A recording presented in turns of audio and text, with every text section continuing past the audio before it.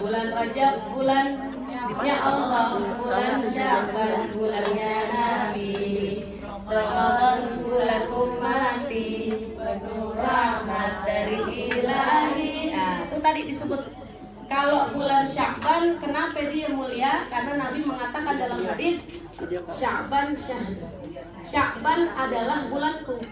Sekarang gimana caranya Nabi memuliakan itu bulan? Oh, kata Sayyidatina Aisyah, beliau memperhatikan kalau datang bulan Sya'ban, ini Nabi sering banget berpuasa. Sampai-sampai kata Sayyidatina Aisyah, ya Rasulullah, mali ara siyamaka min Sya'ban. Aku nggak pernah ngelihat kamu berpuasa yang lebih banyak selain daripada Ramadan, karena memang wajib, yaitu bulan Sya'ban. Ada apaan sih di bulan Sya'ban? Nah, kemudian Rasulullah menjawab. Apa kata Rasulullah? Ya Aisyah, bahwasannya bulan Sya'ban, kenapa aku begitu menghormatinya? Yang pertama, kita sering dengar orang nyebut bulan Sya'ban dengan sebutan bulan Rawah.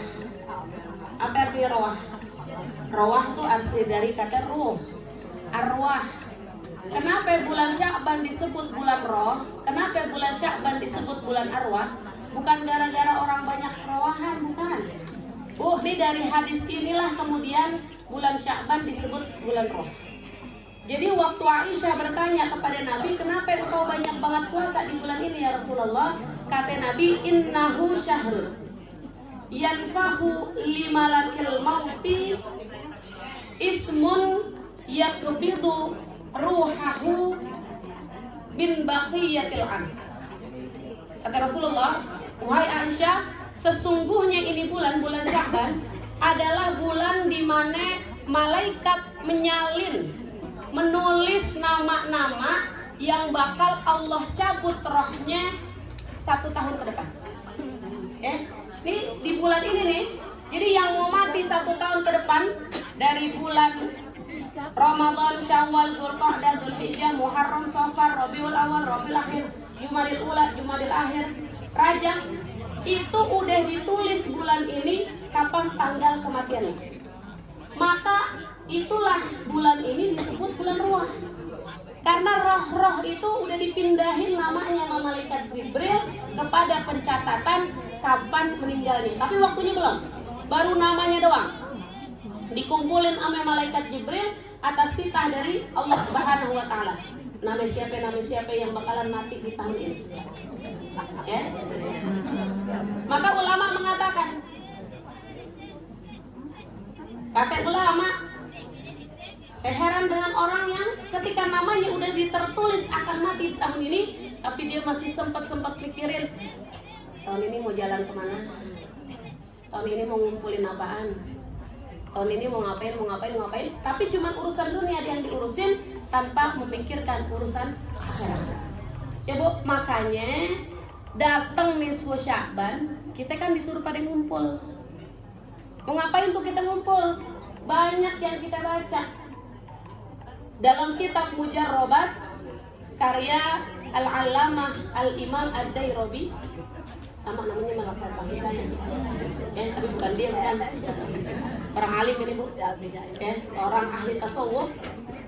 Beliau menganjurkan untuk kita berkumpul di malam nisfu Sya'ban. Kenapa? Karena di malam itu adalah malam yang mustajab kalau kita berdoa. Kita disuruh bacanya ngumpul, berjamaah. Kenapa? Karena berjamaah itu nambahin keberkahan. Apa yang disuruh? Kita disuruh banyakin istighfar, minta ampun sama Allah. Kita disuruh baca Yasin berapa kali? 3 kali. Yang pertama kita minta tulul amal, tulul umur, salah. Panjang umur. Tapi juga bukan cuma sekedar panjang, tapi minta sama Allah panjang umur dalam taat, panjang umur dalam kebaikan, ya, panjang umur dalam giat beribadah. Buat apaan panjang-panjang kalau orang agak ada yang demen sama kita, ya? Buat apaan panjang-panjang kalau hidup kita cuma nambahin dosa. Maka kita minta sama Allah, Allahumma tawwil umurana fi ta'atillah wa fi ta'atir rasul wa fi ta'atil walidain. Ya Allah, panjangin umur saya, tapi panjang umurnya dalam taat kepada Allah, taat kepada Rasul, taat kepada orang tua. Yang kedua, baca Yasin. Minta sama Allah lidaf'il bala, supaya Allah jauhin selama 1 tahun ke depan dari pencatatan buku kita apaan? Ujian, fitnah, musibah, bala, semuanya kita minta jauhin sama Allah. Yang ketiga, kita minta istighna anin nas. Begitu kita baca Yasin, kita doa, ya Allah jadiin diri ini kaya di hadapan manusia. Kayanya kaya apaan? Kaya hati, bukan kaya pembendaharaan. Kalau kaya benda dunia, berapa banyak orang akhirnya kaya, tapi karena kekayaannya dia kemudian merasa sombong. Tapi kalau orang kaya hati, dia cukup sama bagian yang udah Allah tentuin buat dia.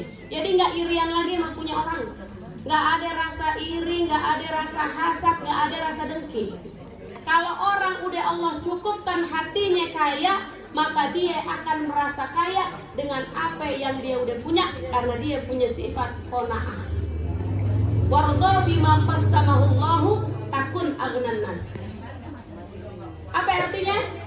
Redha dengan apa yang udah Allah berikan kepada kita, maka engkau akan menjadi orang yang paling kaya. Sekarang Bu, coba Ibu lihat orang kaya. Siapa sih yang orang kaya di Indonesia? Ibu kenal nggak orang kaya di Indonesia? Orang kaya gitu ya mata. Ibu mau sebut nama siapa ya? Nama Abu Rizal Bakri. Kaya nggak tuh orang? Kaya. Sekarang saya tanya, dia udah punya kekayaan, masih pengen nyari lagi nggak? Masih. Kenapa? Karena yang namanya kaya kalau urusan dunia nggak ada puasnya Bu. Artis udah segitu kayanya, buka bisnis ini, buka bisnis ini, buka bisnis ini. Kenapa? Nggak merasa puas. Maka yang kita minta sama Allah, kaya tapi kaya hati. Sehingga kalau kita kaya hati, di pandangan orang, kita orang yang berada. Apaan yang orang butuhin, kita bakal bantu nyediain. Kenapa? Karena kita Allah jadikan kaya. Makanya kan ada doanya, Allahumma ja'alni syakur. Ya Allah, jadikanlah aku orang yang senantiasa bersyukur. Wa ja'alni sabura, jadikan aku orang yang senantiasa sabar kalau lagi dapat ujian. Wa ja'alni, dan jadikanlah aku fi aini shaghirah, di mata diriku sendiri aku kecil. Sholat baru begini-begini aja, ibadah masih banyak banget kurangnya, sedekah juga masih pelit aja. Jadiin aku di mata diriku kecil. Tapi wa fi a'yunin nasi kabira, jadikan aku di mata orang lain besar. Ya, romannya kaya, romannya punya duit aja, kemana-mana udah tasnya dibawa aja. Kan nggak ketahuan ada isinya PKG. Yang penting bawa aja. Ya, kan lumayan kalau acara-acara bisa naruh kue. Karena ya Bu. Kemarin Bu, saya buka tas, ya Allah ada manggis udah 3 hari tas saya. Untung kagak busuk, untung manggis bukan kue, gitu-gituan. Bu, jadi minta yang ketiga istighna anin nas, minta Allah kayain tapi kaya hati. Kemudian apa lagi? Minta diganti kesulitan Bu. Orang kalau hidup udah kaya hati, gak punya sifat-sifat jelek yang tadi, maka insya Allah dia menjalani hidupnya dengan baik. Maka nanti Allah juga khotamkan dalam keadaan husnul khotimah. Itu kan permintaan tiga-tiganya ada di malam nisfu Sya'ban. Kalau kita baca di malam mustajab beramai-ramai, maka kemungkinan dikabulnya lebih besar. Maka buat siapa aja, perempuan, anak-anak yang lagi haid, yang lagi suci, datang bareng-bareng. Ya walaupun lagi haid, kita bisa Bu ngikutin Yasin, yang penting nggak dilafasin, di hati kita baca. Ntar giliran dibacain doa, kita aminin. Dapat deh kita sama keutamaan-keutamaan yang ada di bulan Sya'ban. Mudah-mudahan insya Allah besok yang udah ada di depan mata, malam minggu kita bisa sama-sama kumpul, nggak bisa keluar, baca di rumah sendiri nggak apa-apa. Maka mudah-mudahan kita bisa mengagungkan kitab itu malam, sehingga apa yang kita minta semuanya Allah ijabah. Amin ya rabbal alamin.